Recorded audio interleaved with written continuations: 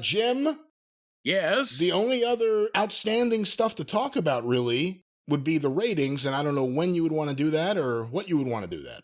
Well, since we're going to talk about AEW from this past Wednesday night, why don't we jump into what were the ratings? And we know they were sad, but to tell the listeners, for the 4th of July weekend Collision, for all us colliders out there, the third episode of Collision, July the 1st, that was the Saturday night of 4th of July weekend, did not do well.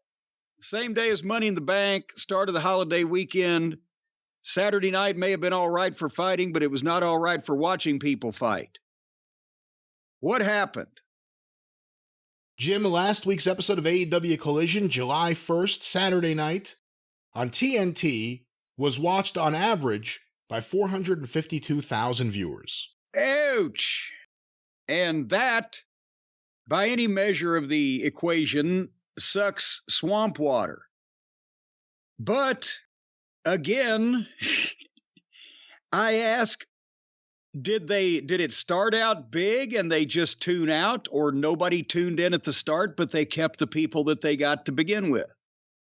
Well, let's go to the numbers here. The show opened 8 to 8:15 p.m. with MJF versus Kip Morse, which led into MJF versus Ethan Page. 473,000 viewers. Okay, and I guess that's a place to start.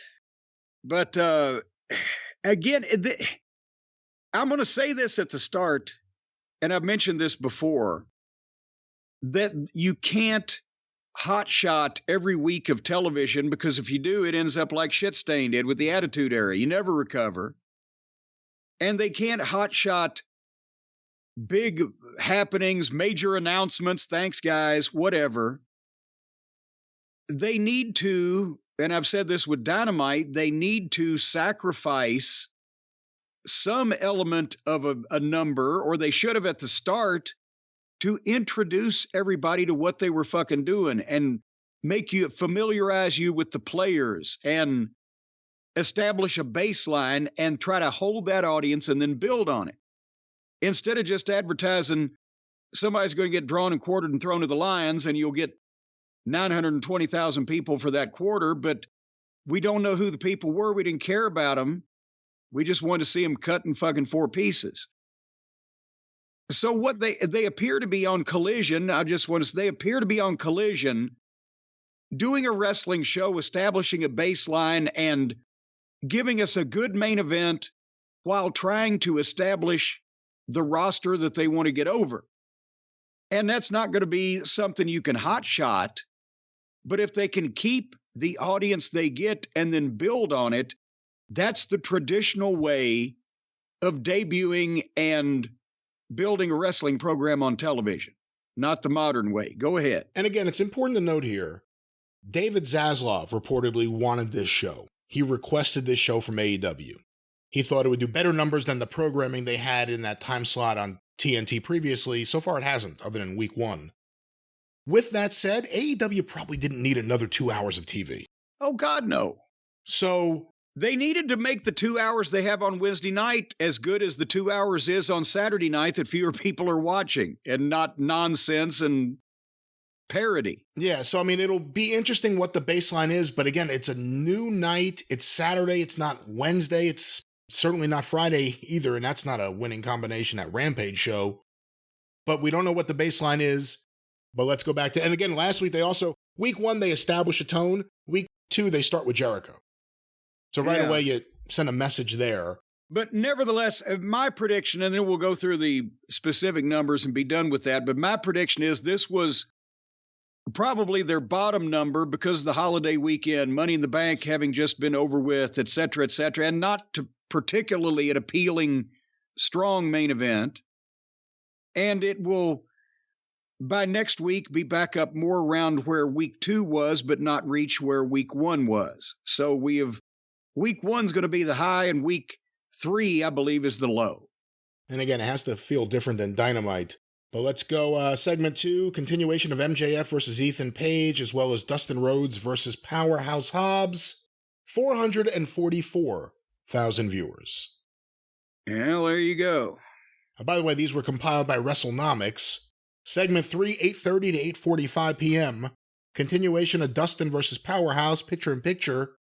Samoa Joe and Roderick Strong promos backstage. And Miro versus Anthony Henry, 451,000 viewers. So again, they dropped almost 30 from 1 to 2, but then have picked up 7 from 2 to 3. This program, again, seems to be more consistent.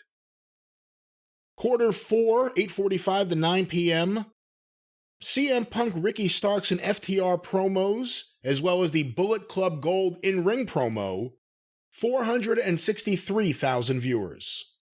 Okay, they're still picking them up, but then this at the same time we talked about the program last week. This was that long Bullet Club promo, and then Starks and Juice and Killed the Crowd and us all at the same time. And that's where we're at, 9 o'clock hour, quarter 5, 9 to 9:15 p.m. Juice Robinson versus Ricky Starks with picture-in-picture, 486,000 viewers. Good Lord. So they picked up 23,000 in the segment that everybody said was death, and they're ahead at 9 o'clock where they were at 8 o'clock. Okay. Segment 6, 9:15 to 9:30 p.m. The finish of Ricky Starks versus Juice Robinson, the Christian Cage confrontation with Shawn Spears, Chris Statlander versus Lady Frost with picture-in-picture, 452,000 viewers. Okay, well, now they're suffering for the ills of that 30 minutes of the Bullet Club. Segment 7, 9:30 to 9:45 p.m. The finish of Statlander versus Frost, the Andrade El Idolo promo where the House of Black showed up on a screen, and the beginning of Roderick Strong versus Samoa Joe, 420,000 viewers. Ooh, all righty. They hit that rough patch, and now they're down 53,000 from the start of the program, and they're down 66,000 from the height of the program at the 9 o'clock hour. And finally, segment 8, 9:45 to 10 p.m. Roderick Strong versus Samoa Joe with picture-in-picture. Good match, not exactly marquee level. And CM Punk on commentary with the post-match angle with Roderick Strong getting stretchered out. 430,000 viewers.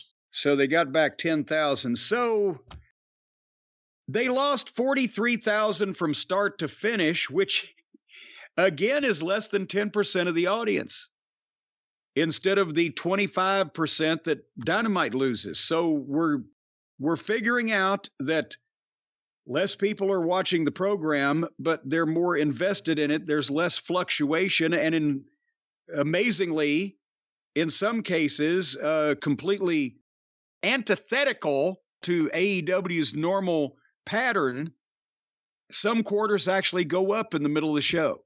And I think the good commentary helps hold people, but also let's note, because we have before, the key demo, because that's what the network's looking for.